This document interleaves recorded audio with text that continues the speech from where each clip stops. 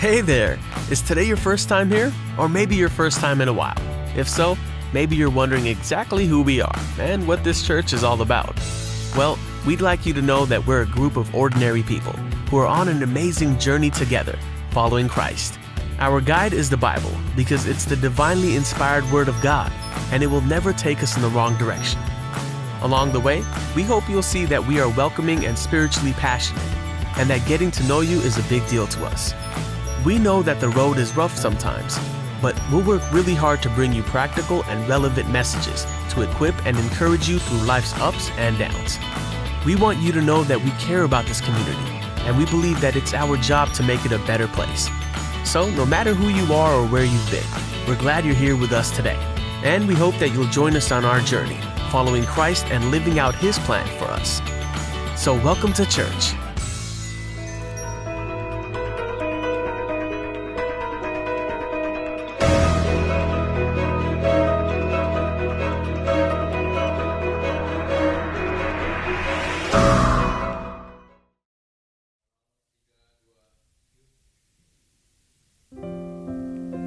Shalom jemaat yang dikasihi Tuhan.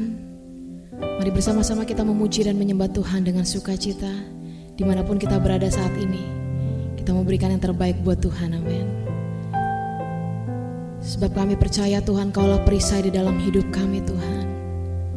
Dan kami mampu Tuhan untuk melakukan segala perkara bersama Engkau Tuhan.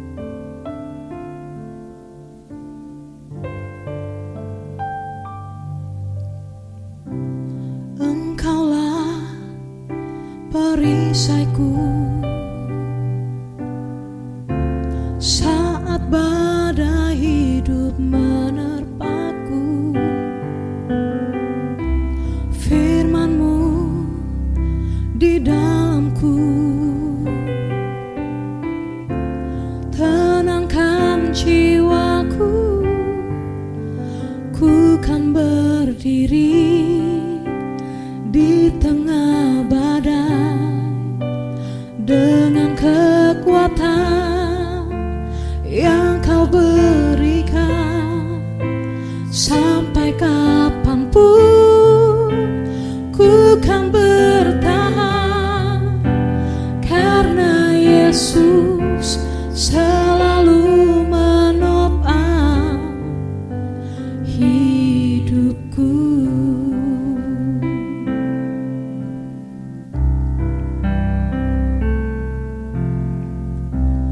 Engkaulah perisaiku saat badai hidup menerpaku, firman-Mu di dalamku, tenangkan jiwaku, ku kan berdiri di tengah badai dengan kekuatan yang Kau berikan. Sampai kapanpun ku kan bertahan, karena Yesus selalu menopang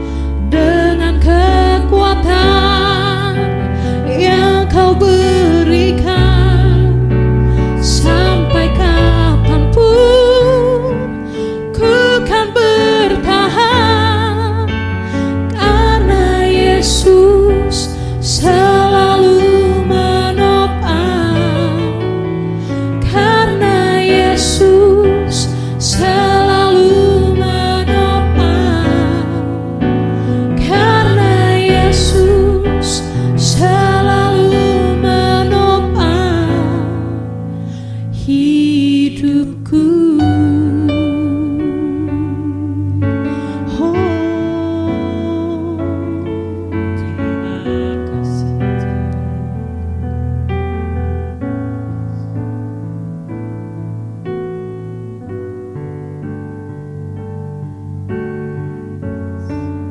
Kami percaya Engkaulah Tuhan yang menopang hidup kami, Tuhan.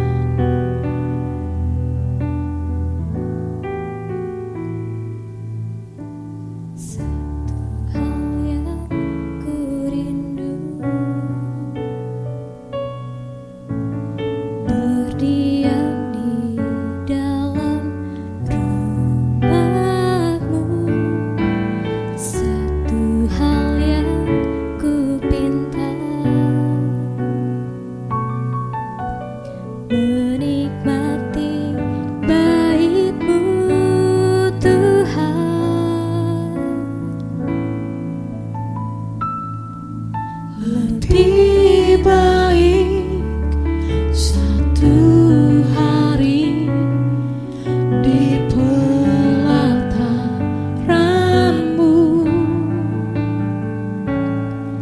daripada 1000 hari di tempat lain.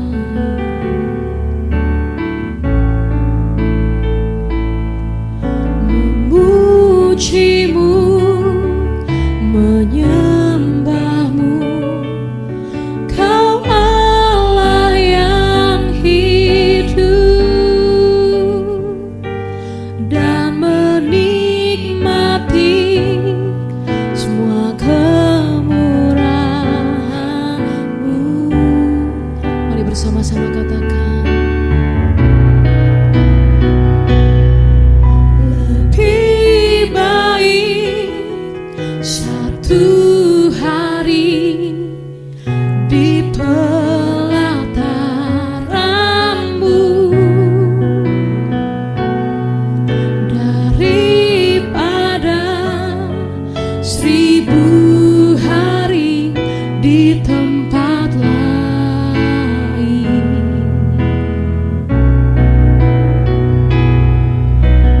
Memuji-Mu, menyembah-Mu, Kau Allah yang hidup, dan menikmati semua kemurahan-Mu. Oh, lebih baik satu hari di pelataran-Mu daripada 1000 hari di tempat lain. Kami memuji-Mu, Tuhan.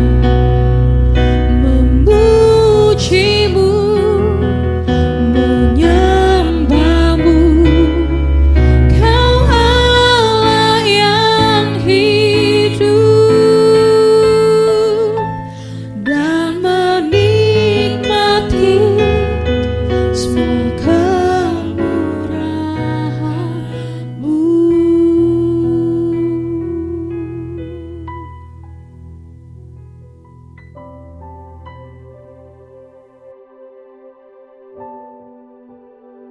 Shalom jemaat yang Tuhan kasihi. Pada saat ini masih dalam ibadah online kita di GBI Geraha Raya. Saya percaya bahwa beberapa minggu ini Tuhan tetap menyertai kita. Dan pada hari ini saya ingin berbicara tentang iman yang memulihkan. Dari Injil Yohanes pasal yang ke-9, saya baca ayat 1 sampai dengan ayat yang ke-11. Demikian firman Tuhan. Orang yang buta sejak lahirnya. Waktu Yesus sedang lewat, ia melihat seorang yang buta sejak lahirnya. Murid-muridnya bertanya kepadanya, Rabi, siapakah yang berbuat dosa, orang ini sendiri atau orang tuanya, sehingga ia dilahirkan buta? Jawab Yesus, bukan dia dan juga bukan orang tuanya, tetapi karena pekerjaan-pekerjaan Allah harus dinyatakan dalam dia. Kita harus mengerjakan pekerjaan Dia yang mengutus aku. Selama masih siang akan datang malam, di mana tidak ada seorang pun dapat bekerja. Selama aku dalam dunia, akulah terang dunia. Setelah Yesus mengatakan semuanya itu, Ia meludah ke tanah dan mengaduk ludahnya itu dengan tanah, lalu mengoleskannya pada mata orang buta tadi dan berkata kepadanya, "Pergilah, basuhlah dirimu dalam kolam Siloam." Siloam artinya yang diutus. Maka pergilah orang itu, yang membasuh dirinya lalu kembali dengan matanya yang sudah melek. Tetapi tangga-tangganya dan mereka yang dahulu mengenalnya sebagai pengemis berkata, "Bukankah dia ini yang selalu mengemis?" Ada yang berkata, "Benar, dialah ini." Ada pula yang berkata, "Bukan, tetapi ia serupa dengan dia."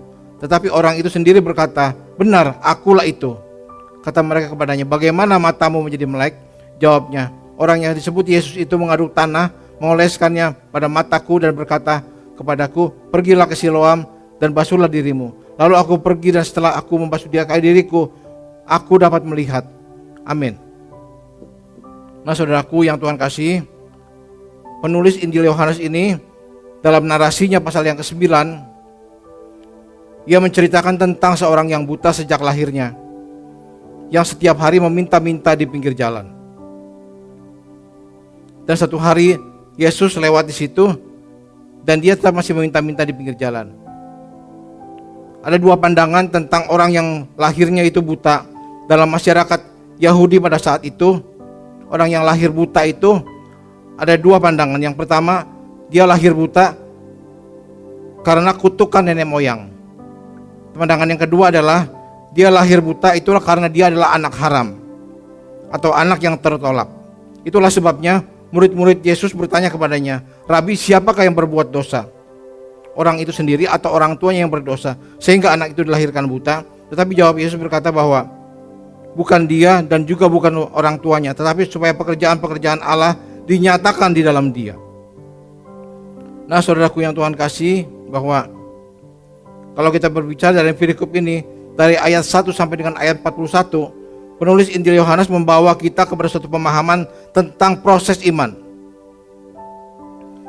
Mulai dari belum percaya sehingga dia menjadi percaya, lalu dia bertindak dan akhirnya hidupnya dipulihkan, matanya menjadi melek kembali.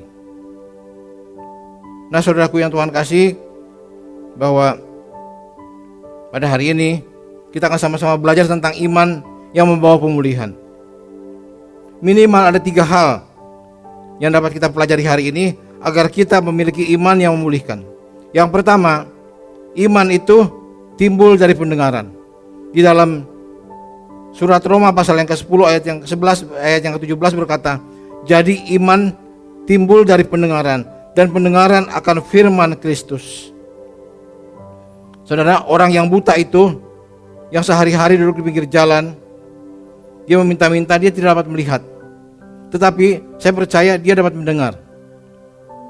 Dan banyak orang yang bercerita tentang Yesus, orang dari Nazaret itu yang banyak mengadakan banyak mujizat. Dari pendengaran itulah, tentang Yesus itulah, ketika Yesus lewat di situ dan Yesus bertanya, dia percaya. Nah, saudaraku yang Tuhan kasih, bagaimana iman itu bisa bangkit? Kalau berita yang kita dengar sehari-hari adalah berita-berita yang mencemaskan, berita-berita yang menakutkan, tentang perampokan, tentang perkosaan, tentang virus corona, setiap hari diberitakan. Kalau setiap hari kita baca itu, kita dengar itu, hidup kita bukan menjadi bangkit iman kita, tetapi semakin cemas, semakin menakutkan. Tetapi kalau kita membaca firman Tuhan, bagaimana Tuhan izinkan terjadi PSBB di Jakarta dan Jabodetabek.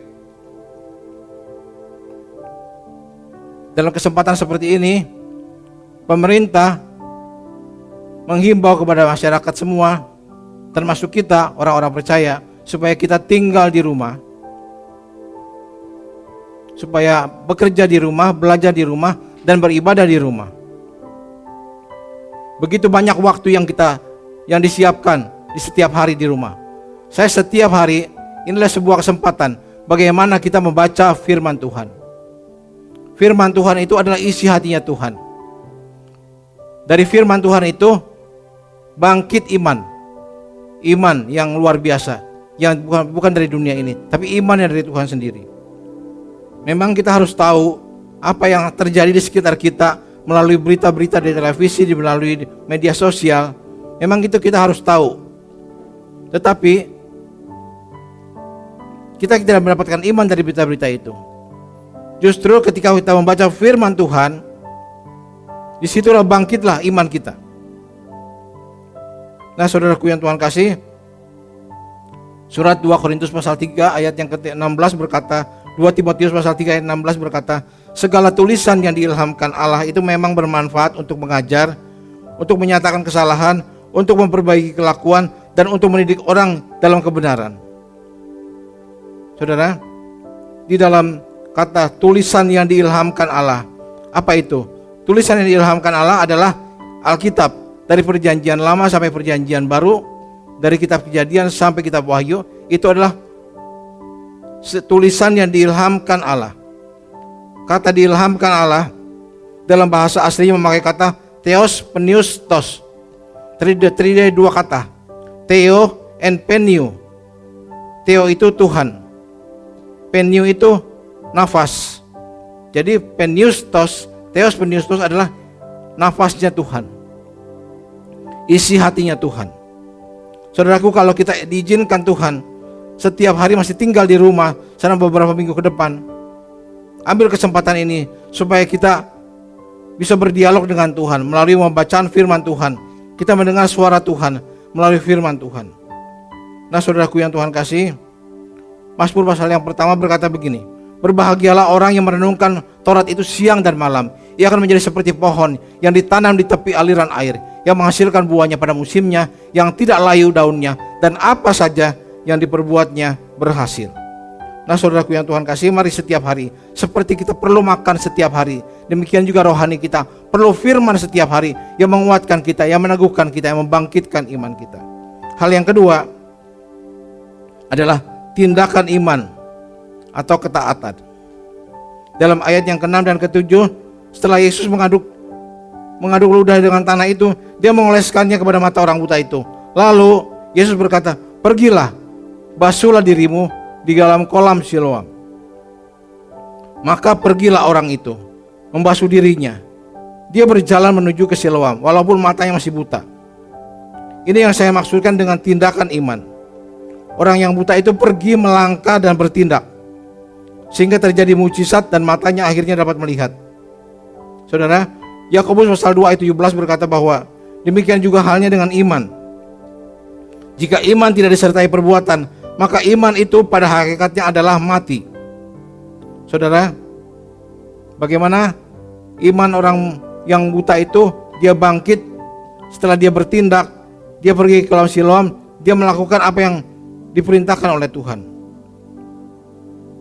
Saudara, kita ini harus taat, ya, taat kepada firman Tuhan, taat kepada Tuhan, tapi juga firman Tuhan berkata kita harus taat kepada pemerintah.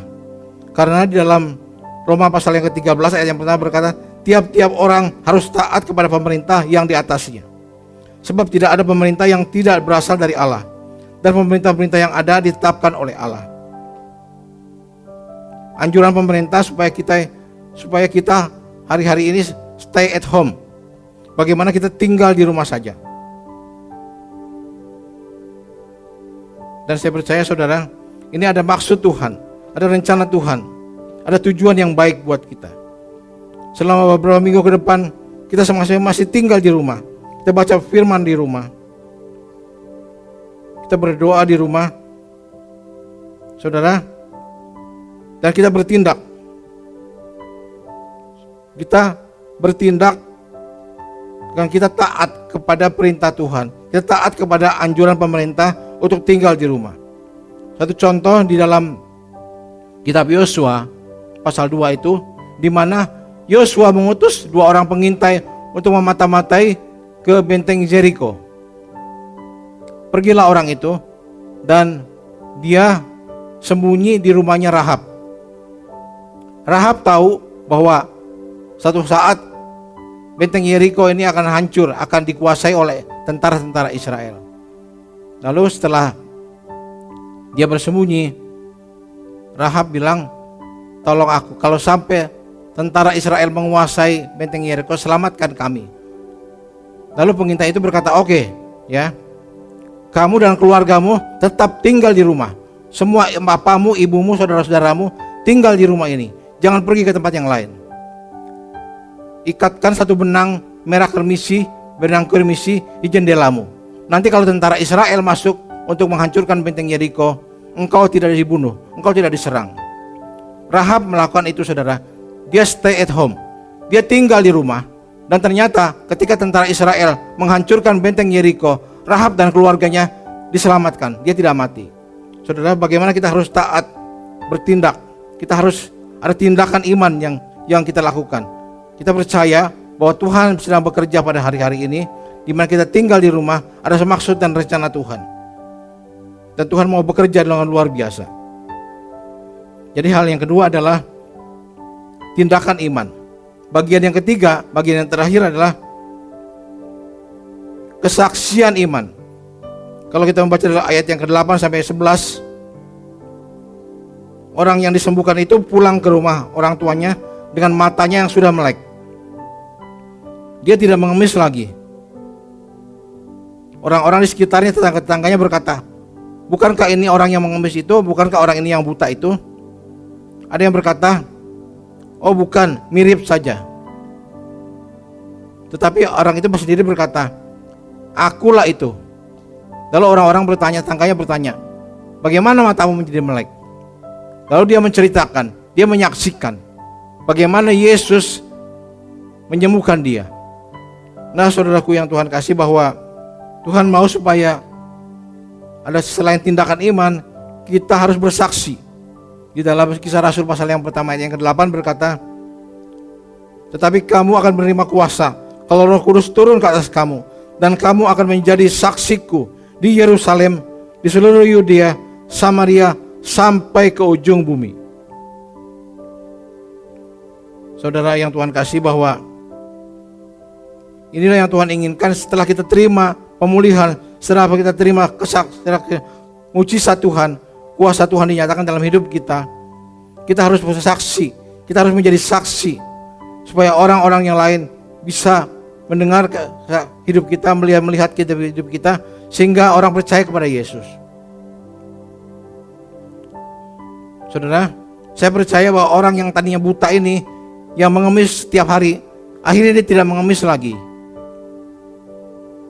Di sini adalah sebuah kesaksian bagaimana dia sudah berubah dari hidup yang lama menjadi hidup yang baru.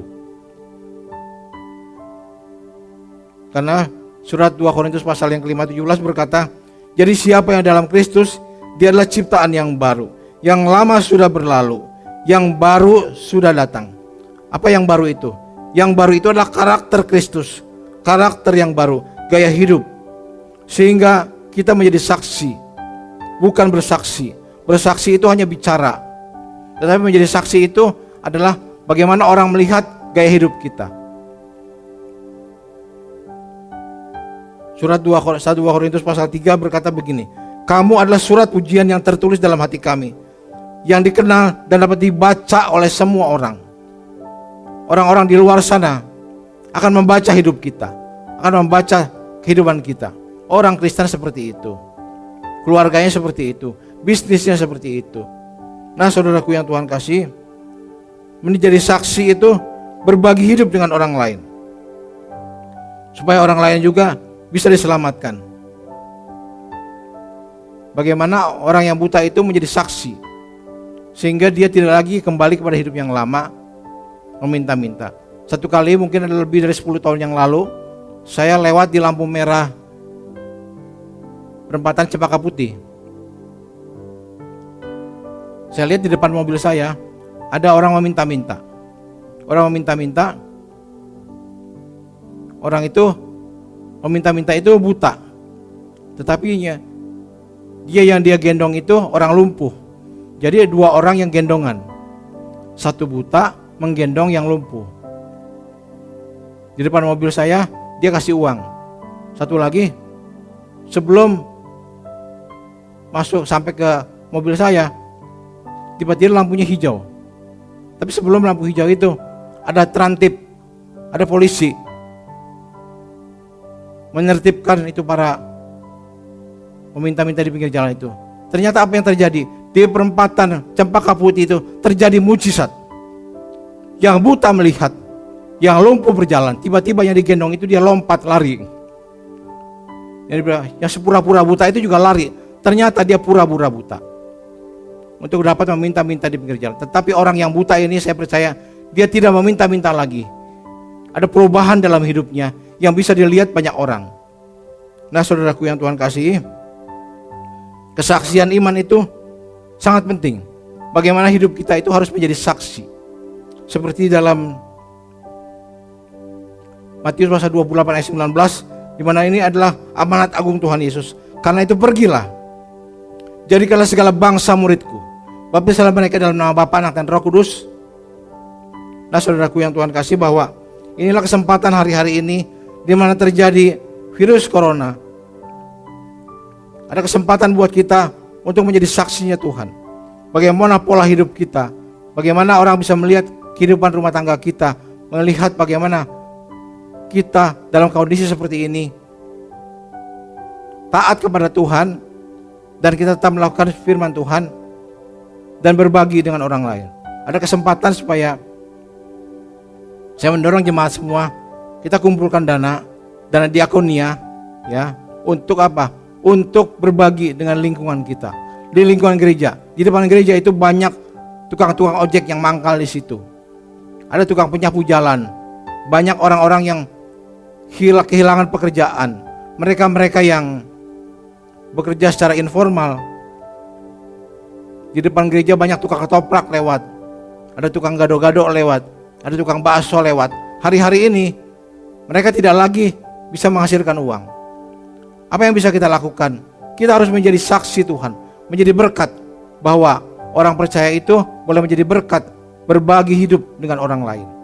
Nah saudaraku yang Tuhan kasih, bahwa kesimpulannya adalah setiap kita orang yang percaya harus berani menghadapi keadaan dalam keadaan apapun juga.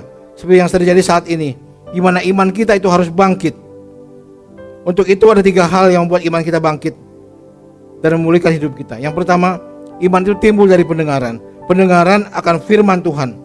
Setiap hari baca firman Tuhan. Yang kedua, tindakan iman. Kita harus taat dan bertindak, taat kepada perintah Tuhan, taat kepada pemerintah, taat kepada peraturan yang ada. Yang ketiga, kesaksian iman. Kita harus menjadi saksi buat kemuliaan nama Tuhan. Amin. Kiranya firman Tuhan ini menjadi berkat buat kita semua. Dan tundukkan kepala, kita berdoa. Bapa di surga, kami datang di hadapan hadirat-Mu. Kami mengucap syukur ya Tuhan buat firman Tuhan yang diberitakan pada hari ini, di mana iman yang memulihkan kami. Kami percaya ya Tuhan, biar firman Tuhan yang ditaburkan pada hari ini, Tuhan, jatuh di tanah hati kami yang baik. Firman itu berakar, bertumbuh, bahkan berbuah-buah lebat untuk kemuliaan nama Tuhan. Terima kasih Bapa di surga, berkati seluruh anak-anak-Mu, hamba-hamba-Mu, ya orang-orang yang mendengar berita firman ini. Tuhan, biar kiranya berkat Tuhan senantiasa menyertai kami semua. Haleluya, amin. Aku percaya Tuhanku ajaib, Kau turun tangan memulihkanku. Aku percaya Tuhanku dahsyat, Kau turun tangan memberkatiku. Aku percaya